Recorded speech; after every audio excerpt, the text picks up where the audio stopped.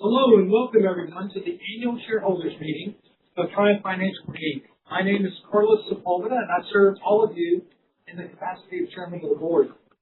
I'd like to welcome those shareholders here in person and those attending by webcast.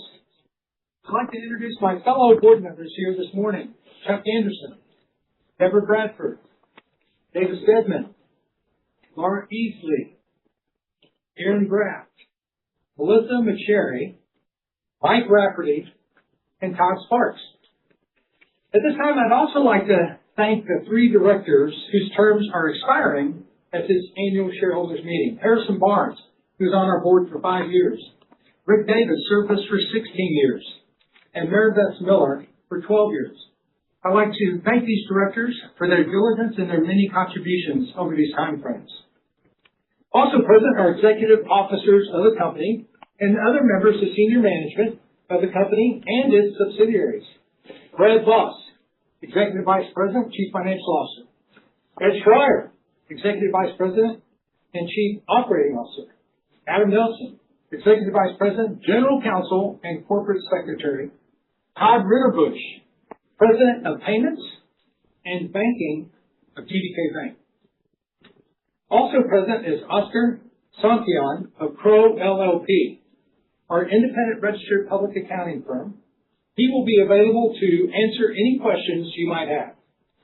Adam Nelson, our Executive Vice President, General Counsel, and Secretary, will act as Secretary of today's meeting, and Brad Voss, our Chief Financial Officer, will act as the Inspector of Elections.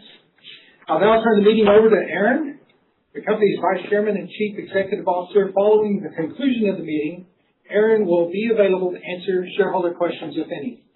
Aaron? Yes, sir. Yes, sir. I am Aaron Graff, President and Chief Executive Officer of the company, and I will serve as the chairman of this meeting, which I now officially call to order. The business items on the agenda today were outlined in the company's notice of proxy provided to all shareholders. The matters to be voted on at this meeting consist of 1. Election of each of the directors named in the proxy statement for election to the board for a term to expire at the next annual meeting of shareholders. 2. Approval of a non-binding advisory resolution regarding to the compensation of the company's named executive officers as disclosed in the proxy statement. 3. Ratification of the appointment of Crowe LLP as our independent registered public accounting firm for our current fiscal year. At this time, if those shareholders who hold proxies, please deliver them to the Inspector of Elections, and those shareholders who desire to vote in person, please give their names to the Inspector of Elections. The Inspector of Elections will give you a ballot for matters to be voted on today. While we are waiting for the Inspector of Elections to determine if a quorum is present, let me ask the Secretary whether proper notice was given for this meeting.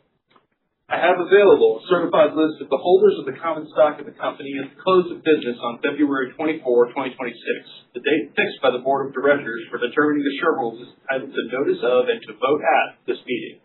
I also have available the notice of meeting, proxy statement and proxy, and affidavits of the company's representatives as to the due mailing thereof. Thank you. I would ask that those documents be filed with the records of the company. This now brings us to the determination of a quorum. Our bylaws provide that the presence in person or by proxy of a majority of the votes entitled to be cast on a matter constitutes a quorum. May I now have the report on whether a quorum is present? There are present in person or represented by proxy the holders of 20,490,372 shares of common stock, or 86% of all shares authorized to vote at this meeting. Consequently, a quorum is duly present and authorized to transact business on the matters that were submitted to the shareholders for approval. Will the Secretary please introduce each order of business for the meeting? The first order of business is the election of each of the directors named in the proxy statement to our Board of Directors for a term to last until the next annual meeting of shareholders. A summary of the proposal begins on page 5 of the proxy statement. I move to approve the election of such directors. I second the motion. Our bylaws require the shareholders to provide advance notice of their intent to nominate candidates for directors. No shareholder has provided notice. I therefore declare the nomination for directors closed. The next order of business is the approval of the non-binding advisory resolution regarding the compensation of the company's named executive officers as disclosed in the proxy statement. A summary of the proposal begins on page 62 of the proxy statement. I move to approve such non-binding advisory resolution. I second the motion. The next order of business is the ratification of the appointment of Crowe LLP as our independent registered public accounting firm for our current fiscal year. A summary of the proposal begins on page 63 of the proxy statement. I move to ratify such appointment. I second the motion. At this time, we ask each shareholder voting in person to please mark your ballot and deliver your completed ballot to the Inspector of Elections. All the shareholders present in person or by proxy have had the opportunity to vote. I will now declare the polls closed. The time is 9:36 a.m. on April 23rd, 2026. The Inspector of Elections will examine the proxies and the ballots submitted. Mr. Voss, would you provide the results of the vote? I have with me the final tabulation report for each of the proposals. With respect to the election of directors, the election of Mr. Sepulveda is approved with 97% of all shares voted in the meeting in favor of re-election. The election of Mr. Graft is approved with 99% of all shares voted in the meeting in favor of re-election. The election of Mr. Anderson is approved with 95% of all shares voted in the meeting in favor of re-election. The election of Ms. Bradford is approved with 99% of all shares voted in the meeting in favor of re-election. The election of Mr. Dedman is approved with 99% of all shares voted in the meeting in favor of re-election.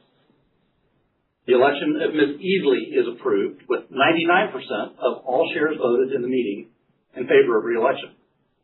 The election of Ms. McSherry is approved with 99% of all shares voted in the meeting in favor of re-election. The election of Mr. Rafferty is approved with 98% of all shares voted in the meeting in favor of re-election. And the election of Mr. Sparks is approved with 98% of all shares voted in the meeting in favor of re-election. Consequently, each of the directors nominated for election, as set forth in our proxy statement, has hereby been elected for a term to last until our next annual meeting of shareholders. With respect to the proposal to approve the non-binding advisory resolution regarding the compensation of the company's named executive officers, as disclosed in the proxy statement, such proposal is hereby adopted with 71% of all shares voted in the meeting in favor of such proposal. With respect to the proposal to ratify the appointment of Crowe LLP as our independent registered public accounting firm for our current fiscal year, such proposal is hereby adopted with 99% of all shares voted in the meeting in favor of such proposal.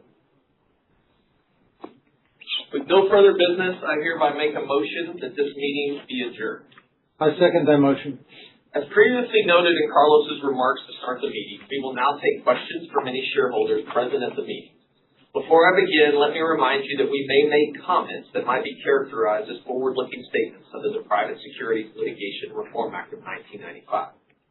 Generally speaking, comments regarding the company's or management's beliefs, expectations, intentions, goals, plans, outlooks, or predictions of the future are forward-looking statements. These statements involve a number of risks and uncertainties that could cause actual results to vary materially from the anticipated results implied by these forward-looking statements. These risks and uncertainties are detailed in the company's filings with the SEC, which are publicly available on the SEC's website. Now open the floor for questions. Hearing none, I believe we are done. Thank you all for attending.